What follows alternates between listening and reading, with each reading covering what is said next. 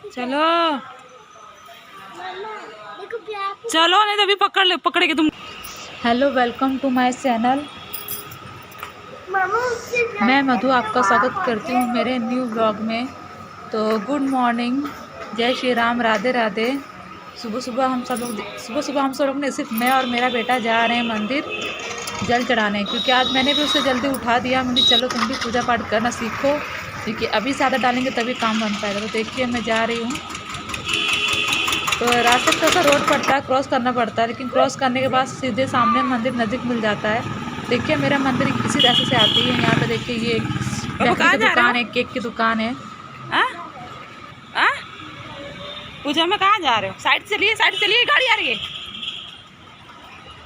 अब पूजा में जा रहे हो, पूजा करने जा रहे हो। तो चलते चलते देखिए हम लोग मंदिर आ गए हैं, और ये मंदिर का द्वार है। सबसे पहले मैं यहाँ पे जल चढ़ाती हूँ, उसके बाद अंदर पूछती हूँ, क्योंकि कहते हैं कि वो जो पंडित मिश्रा जी पंडित हैं, जो हमारे बाबा हैं, वो बोलते हैं कि पहले जल चढ़ाना चाहिए, यहाँ पे पैर छू के जाना चाहिए, तो अच्छा रहता है। कहते हैं शिव जी भगवान हमारे जल्दी सुनते हैं।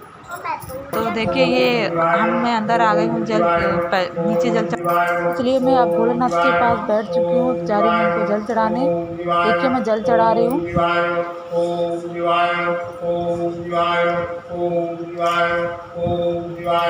जल चढ़ाने के बाद जो भोलेनाथ के ऊपर जो गिरा हुआ जल है, जो नीचे बहता हुआ जल है वहाँ पे, तो मैं बहता हुआ जल थोड़ा सा रोक लेती हूँ। कहते हैं कि खाली लोटा नहीं ले जाना चाहिए, तो मैं थोड़ा सा जल भर लेती हूँ लोटे के अंदर। यही जल मैं थोड़ा सा ले लूँगी, जोड़े लोटे में भर लूँगी, और थोड़ा सा मैं इसे पी लेती हूँ।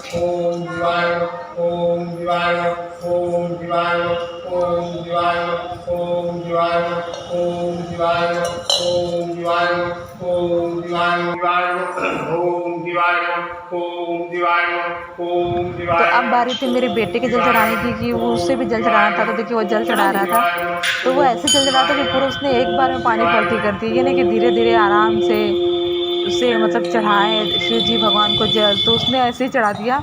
और उसने जब मेरी नकल मारी कि मैं कैसे मैं जल चढ़ा के पानी जो नीचे था उससे मैं रोक के भर रही थी लोटे में, तो वो भी रुक रुक के भर रहा था लोटे में। अब पूरा लोटा भरने की कोशिश कर रहा था, बोल रहा था मम्मा मैं पूरा लोटा भरूंगा। तो मैंने बोला बेटा नहीं, थोड़ा सा भरिए, ज़्यादा मत भरिए। तो थोड़ा थोड़ा भरा, तो भी उसने मतलब वो जो वहाँ के दिए में तेल भरा हुआ रखा था, वो सब उठा के उसने डाल लिए और भर लिए। तो सोचिए आपने थोड़ा सा भगवान सामने थोड़ा बैठ के अपना थोड़ा सा चिंतन कर लूँ, थोड़ा उन्हें पूछ लूँ। तो थोड़ा टाइम मैं वहीं बैठी रही शांति से, भी कहते हैं कि सबसे ज़्यादा सुकून शांति मंदिर में मिलती है। तो मैं बाबा के पास थोड़ा बैठी रही 5 मिनट 10 मिनट।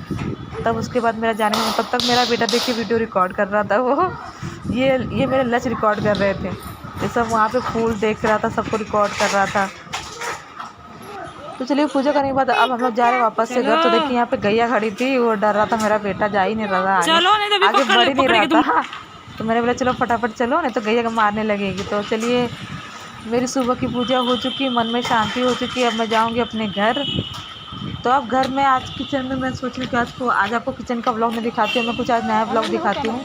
तो आज मैं जा रही हूँ अपनी मम्मी के मैक्सी सिलने, तो चलिए दिखाते हैं मैं किस तरह से मैक्सी की फ़िटिंग करती हूँ। ये देखिए मेरी मम्मी की मैक्सी है, इसे मैं जा रही हूँ फिटिंग करने।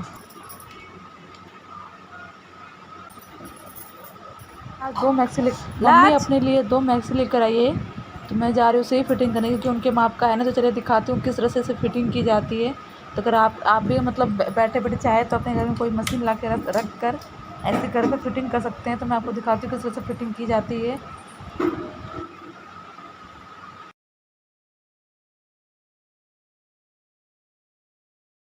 तो सबसे पहले मैक्सी की जो मेरी मम्मी की मैक्सी की लंबाई है वो 52 है, तो मैं 52 इसमें रख दूँगी और मोड़ दूँगी। बचा कुचा जो उसमें कपड़ा बचा हुआ मैं उसे काटूँगी नहीं, क्योंकि उसे बर्बाद नहीं करूँगी। कभी कहते हैं कॉटन कपड़े जो होते हैं, अगर वो धुलने के बाद वो चढ़ आते हैं, तो उसको आप भी ऐसे कीजिए, कॉटन कपड़े कभी मत काटिएगा। तो उसको मैं काटे बगैर नीचे से पहले मोड़ ली। तो देखिए मैं इस तरह से नीचे से मोड़ रही हूँ, उसको मैं फोल्ड कर दे रही हूँ। तो आप भी ऐसे मैक्सी को नीचे से फोल्ड कर दीजिएगा। तो देखिए मैं फोल्ड कर रही हूँ।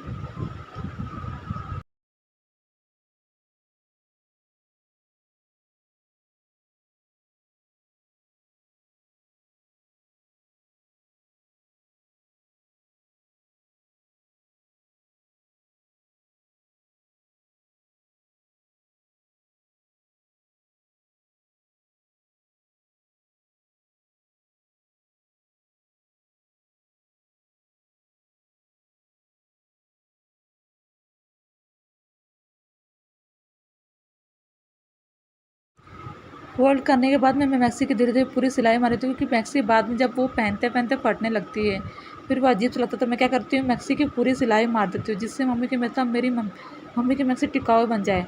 तो मैं अपनी मम्मी की मैक्सी देखिए टिकाऊ बना रही हूँ। अब टिकाऊ करने के बाद उसके बाद मैं इसकी बारी करूँगी फिटिंग की। इसके जो स्लीव्स है उसे फिटिंग करूँगी और इसकी इसकी पूरी फिटिंग है। तो चलिए दिखाती हूँ आपको।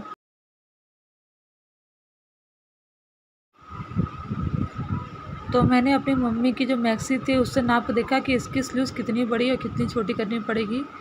जब उनकी मैंने मैक्सी से मापा तो वो दोनों एक समान थी, एक बराबर थी, तो उससे मोड़ने की जरूरत ही नहीं थी।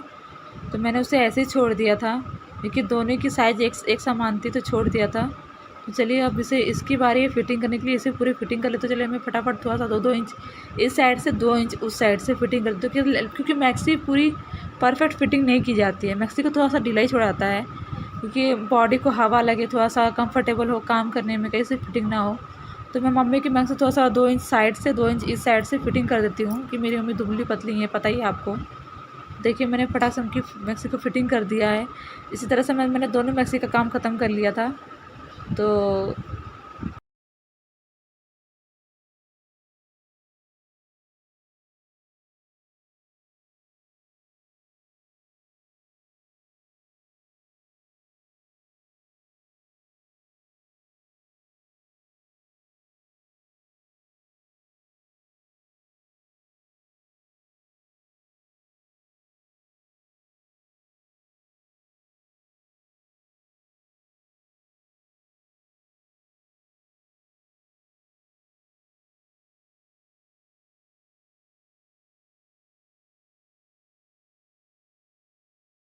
चलिए मैंने गर्मी में कैसे भी बैठ के फटाफट फटाफट मम्मी के मैक्सी तैयार कर दी है, उनकी फिटिंग कर दी है। अब वो आराम से पहन सकती हैं।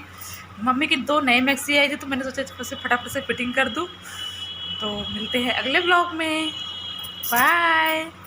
कल देखते हैं मेरे ब्लॉग में क्या है। ओके चलते हैं।